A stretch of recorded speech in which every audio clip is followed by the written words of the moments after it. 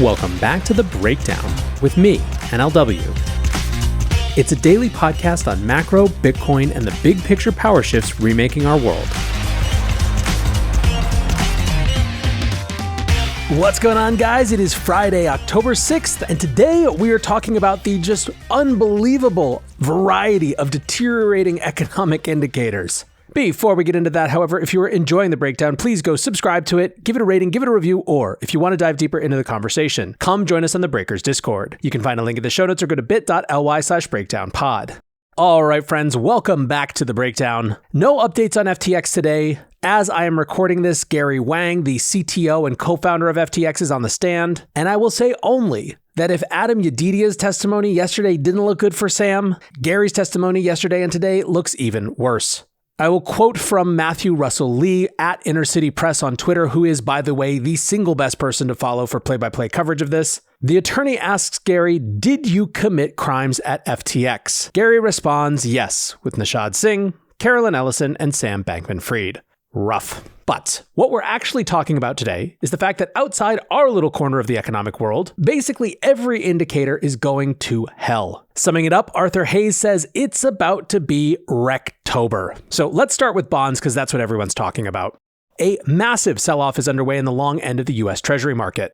The yield on the 10-year Treasury note touched 4.8% on Wednesday, while the 30-year note breached 4.9% briefly. Both are marks that haven't been seen since early 2007. TLT, the ETF which tracks the price of a basket of long-term bonds with maturities over 20 years, has continued its multi-year drawdown. The most recent leg has seen over 15% of value wiped out in long-term bond investments since July. TLT has now lost almost 50% of its value since the top in July 2020. By way of comparison, the 2008 crash saw a 57% collapse in the S&P 500 across 2 years, while the dot-com crash of 2001 featured a 50% decline in the S&P. The losses accrued during the current bond market rout are twice as large as those during the bond collapse of 1981, when the Paul Volcker Fed hiked the interest rate to almost 20%. Now, note, TLT is not a small ETF. It's one of the top 30 ETFs in the world in terms of assets under management, about a tenth of the size of the SPY S&P 500 Index ETF. Now, interestingly, although TLT has been getting pummeled, traders continue to flock in. The ETF has seen $33 billion in inflows since the Fed began hiking rates in March 2022.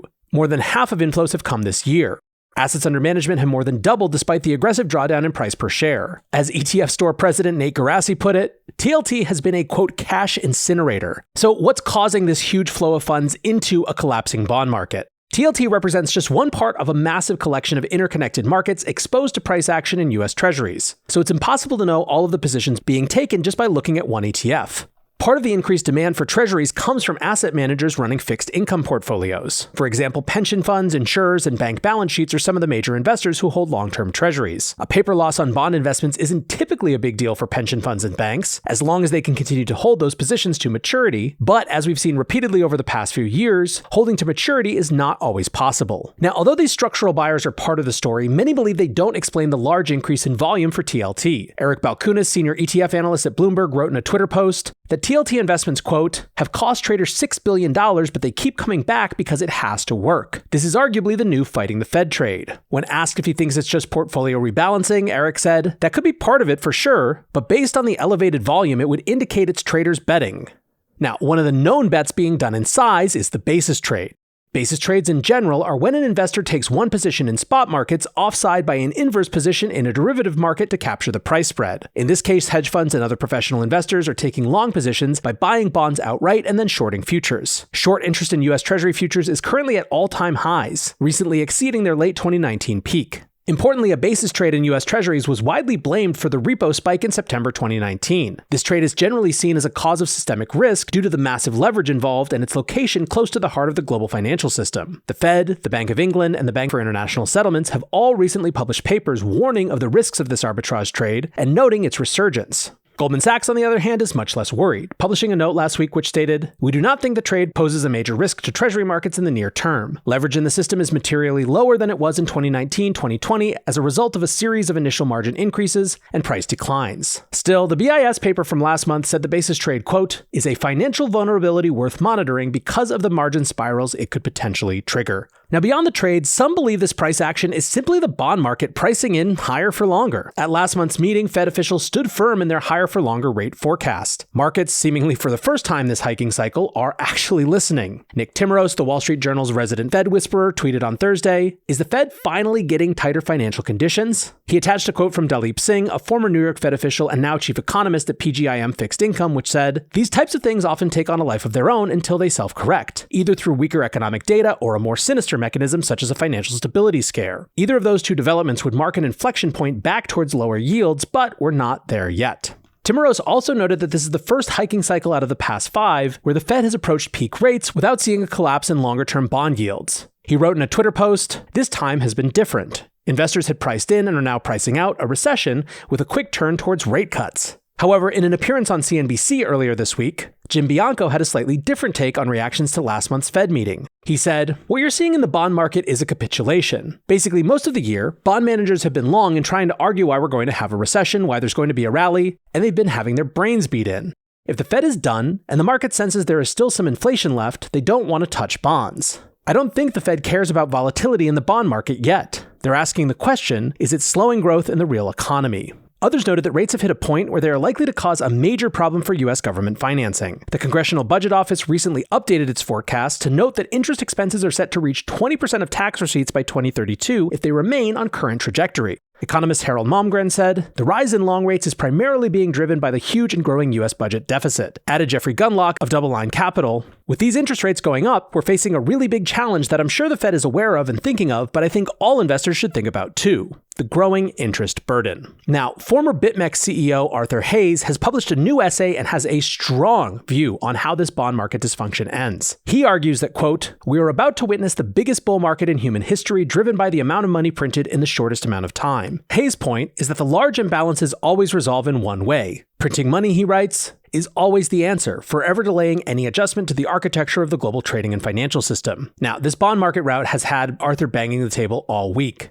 He has been pointing to the current yield curve move, known as a bear steepener, as basically unprecedented. A bear steepener is when long-term interest rates rise faster than short-term rates, uninverting the yield curve while keeping rates high across the board. Arthur explains, "Bank models have no concept of a bear steepener occurring. If the bank's models don't have it, then it is considered not a possible outcome and traders don't hedge. As the 2s and 30s curve steepens alongside the 2-year and 30-year rates rising, fixed income trading desks start bleeding money and can't figure out why. Due to the leverage and nonlinear risks embedded in banks' portfolios, they will begin selling bonds or paying fixed on interest rate swaps as rates rise. More selling begets more selling, which is no bueno for bond prices. The faster this bear steepener rises, the faster someone goes belly up, the faster everyone recognizes there is no way out other than money printing to save government bond markets, the faster we get back to the crypto bull market." So that is some of the story in bonds. Obviously, not only could we talk about more, every cable news economic show is exclusively talking about that, but let's go to some other indicators in the macroeconomy as well.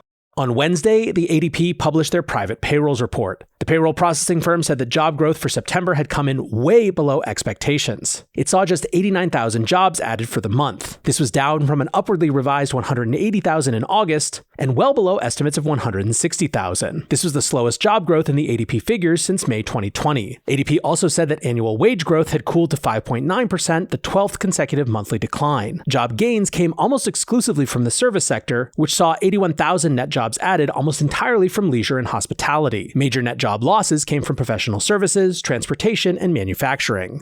Now, a lot of people said that this should give the Fed leave to continue its pause trajectory. However, this morning we got the release of the non-farm payroll report, and it told a very different story. TLDR, September payrolls increased 336,000. The estimate had been 170,000. So basically, we beat it to the upside by double. That means that this indicator that Jerome Powell has been looking at for a year and a half, which is tightness in the labor market, is still incredibly tight, which frankly gives the Fed leave and even potentially a mandate to increase rates even more. As Adam Cochran wrote, "Well, pour one out for the soft landing, we're above the runway and adding on speed. The Fed is going to bring the hammer." In terms of GDP numbers, last week the U.S. Commerce Department published its final revision of second quarter GDP, holding steady at a 2.1% annualized growth rate. Below the headline, the data showed a large downwards revision to consumer spending growth, from 1.7% to just 0.8% on an annualized basis. This is 80% lower than the consumer spending growth figure for Q1.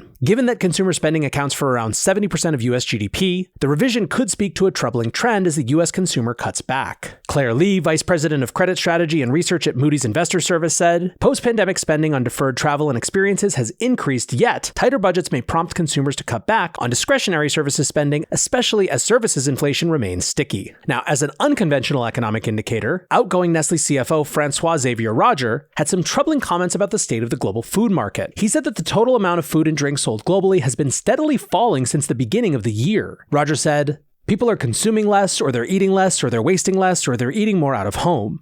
It's difficult to know. Indeed, though many large consumer goods companies have grown sales throughout the year, the increase has been on the back of price rises, with many suffering a decline in volumes." Some pointed to as a culprit the recent adoption of new weight loss drugs. During an interview on Wednesday, the CEO of Walmart said, "We definitely do see a slight change compared to the total population. We do see a slight pullback in overall basket, just less units, slightly less calories."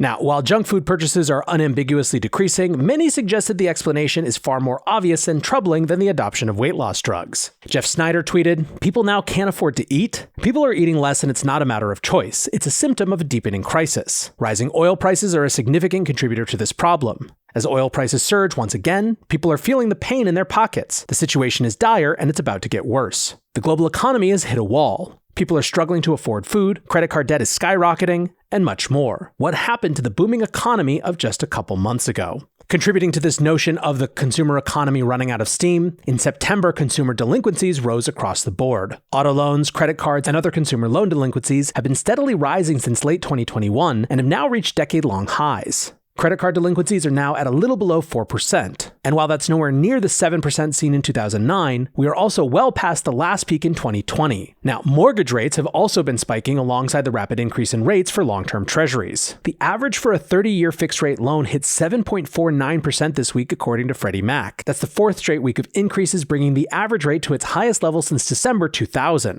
What's more, some markets flashed rates above 8% late this week, indicating that there are no signs of mortgage rates slowing down. Sam Cotter, Freddie Mac's chief economist, said, "Several factors, including shifts in inflation, the job market, and uncertainty around the Federal Reserve's next move, are contributing to the highest mortgage rates in a generation. Unsurprisingly, this is pulling back homebuyer demand." Now, that lack of homebuyer demand has been met with a slowdown in new listings as homeowners stay put. New listings declined last week, with this year exhibiting one of the lowest rate of home listings in recorded history. 2020 saw huge numbers of households refinancing into long-term loans at or below a 3% rate. For many households, that historically low mortgage rate has made selling a financial impossibility with new loan rates as high as they are. So friends, that is the look at the macro. It is dicey out there. There isn't a lot of consensus about exactly what's going on. There is only consensus that it's getting worse, not better. Obviously, all eyes will be on Jerome Powell and the Fed, and any indications that they give around their thinking is headed after this non-farm payroll report. And I, of course, will keep you updated as the picture becomes clearer. For now, I hope you are headed into a wonderful weekend in one of the best months of the year. And so until next time, be safe and take care of each other. Peace.